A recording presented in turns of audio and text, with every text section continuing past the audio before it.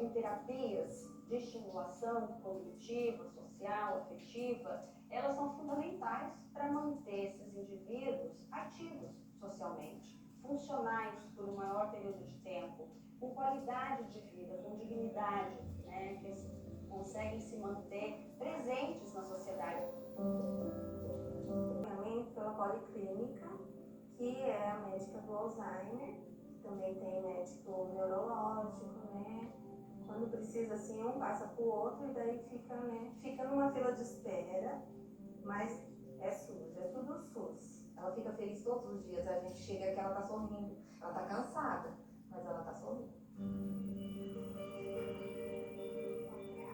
Em Volta Redonda, no estado do Rio de Janeiro, há outro centro totalmente dedicado ao atendimento a quem tem Alzheimer. Essa clínica municipal recebe ao todo 75 pessoas que passam 8 horas por dia, 2 a 3 vezes por semana, a um custo mensal de pouco mais de R$ 500 por paciente. As famílias também recebem orientação. Às vezes é um apoio emocional, às vezes é um apoio jurídico, às vezes é um apoio, né, na garantia de direitos, no acesso a benefícios, que são uma política pública efetiva, de qualidade, que precisa ser implementada no país inteiro. As mulheres no Brasil fizeram um movimento histórico mesmo para pressionar os governos municipais, estaduais, para conseguir creches, montar creches para as crianças para que elas pudessem trabalhar. A senhora não acha que, em relação à demência, nós devíamos ter locais em que as pessoas pudessem passar o dia, por exemplo, recebendo estímulos cognitivos, para que os filhos, as filhas, pudessem trabalhar? Hoje no Brasil são 2.000 estabelecimentos entre públicos e filantrópicos que prestam algum tipo de atendimento nesse sentido, né, de acolhimento a essas pessoas com demência ou com limitações que não lhe dão autonomia. 2.000 locais de atendimento é um número muito pequeno comparado com esse tamanho. Nós temos 44.000 unidades básicas de saúde. E isso tem que acontecer mais depressa, não é? Não, eu acho que tem que acontecer mais depressa e também elas estão sendo cuidadas nas suas casas ou na casa de parentes. Então, é pensar também o apoio a essa estratégia domiciliar. Em Belo Horizonte, o aluno se beneficia por frequentar uma clínica, no caso dele, particular.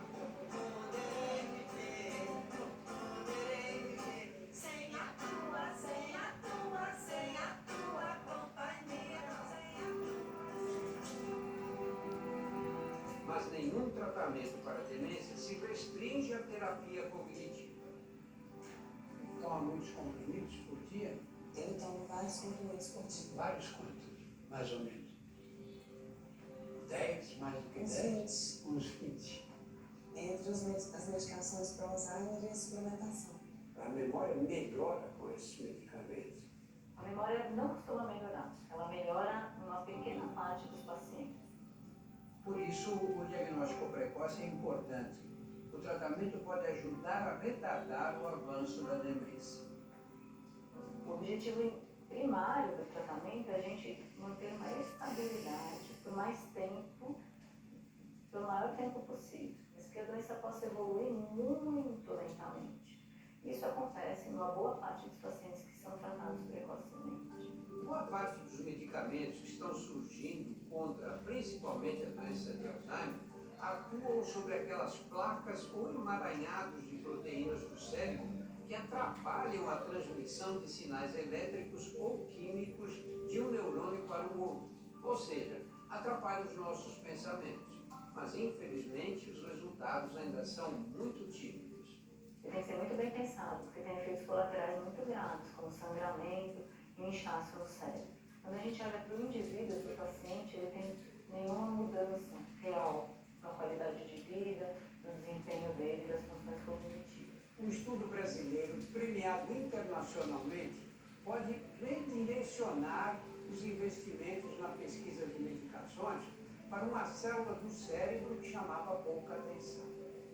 Em vez de atuar sobre neurônios e os emaranhados de placas de proteínas, o estudo sugere que a saída é olhar para os astrócitos. Eu estou aqui no restaurante para explicar como funcionam os astrócitos. Os nutrientes e a energia que o cérebro exige para funcionar chegam através do sangue, que seria a cozinha. Se a gente pensar que os neurônios são os clientes que precisam comer, proteínas e enzimas são os talheres e os pratos. Os astrócitos são os garçons. Eles não só levam a comida de mesa em mesa, como cuidam do restaurante inteiro para que os neurônios possam funcionar bem. Os astrócitos, basicamente, eles pegam dos vasos sanguíneos esses substratos energéticos, enviam esses substratos energéticos, esse alimento para os neurônios, e os neurônios conseguem fazer a comunicação entre eles. A energia que o neurônio precisa para fazer a sinapse vem muito dos astrócitos. Se a gente pensar que as regiões do cérebro que são afetadas por essas doenças, elas chegam a ter mais astrócitos do que neurônios, e a gente pode começar a entender que se o astrócito para de funcionar, o neurônio fica sem alimento. E é basicamente isso que a gente vem investigando nos últimos anos. Quem sabe fazendo o astrócito funcionar bem, a gente consegue fazer o neurônio voltar a funcionar. Segundo o pesquisador Eduardo Zimmer, os estudos com astrócitos vão ganhar impulso nos próximos anos. Enquanto isso, boa parte das medicações vai agir nas consequências das demências e não na causa. A gente tem um arsenal de medicações que podem realmente melhorar esses sintomas de agressividade, de dificuldade de dormir, de depressão, de alucinação. Então a gente consegue realmente tratar esses sintomas com um relativo sucesso. Para quem tem demência vascular, como Jurema, o tratamento da demência em si não é o suficiente. Se a gente fala de demência vascular, a gente sabe que a gente tem que cuidar mais ainda de pressão, de colesterol e dessas outras doenças. Muitas vezes, acertar a dose da medicação leva um tempo. Depois de uns 4 meses pra cá, eu acho que tá indo muito rápido. Pode ter feito uma pergunta para ela, se eu perguntar de novo, ela já não sabe quem foi que tu perguntou. Então, com a medicação, só que com a troca da medicação não vi resultado.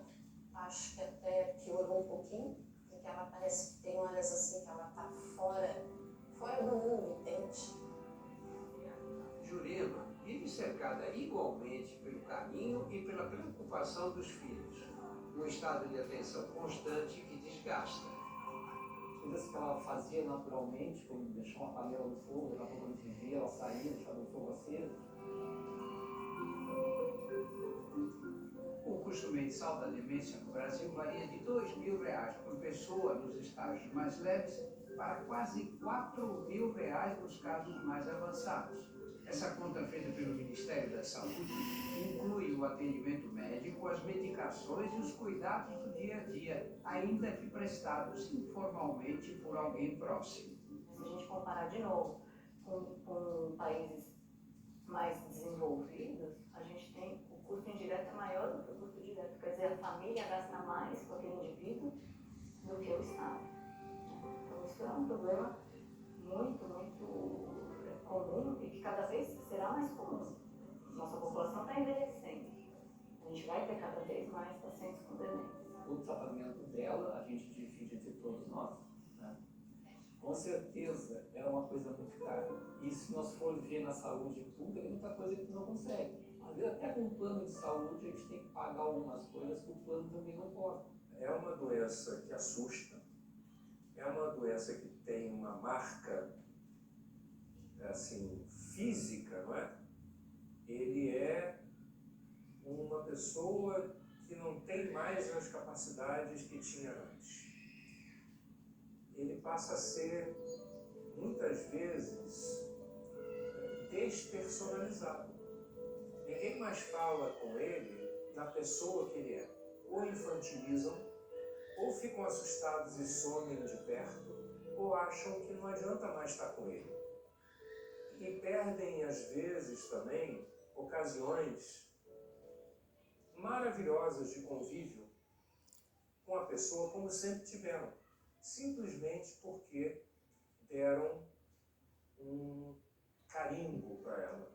Ela não é mais a mesma pessoa. Aproveitar o tempo e os bons momentos é o melhor caminho para quem tem demência e para quem cuida. Ela caminha com as perninhas dela, né? Ela se mexe, ela come, a gente acompanha ela no banho, mas ninguém dá banho nela, a gente só fica no banheiro com ela, observando o banho. E ela, tudo que ela faz. Ela não precisa de ninguém fazendo por ela. Eu não sei como é que vai ser o longo.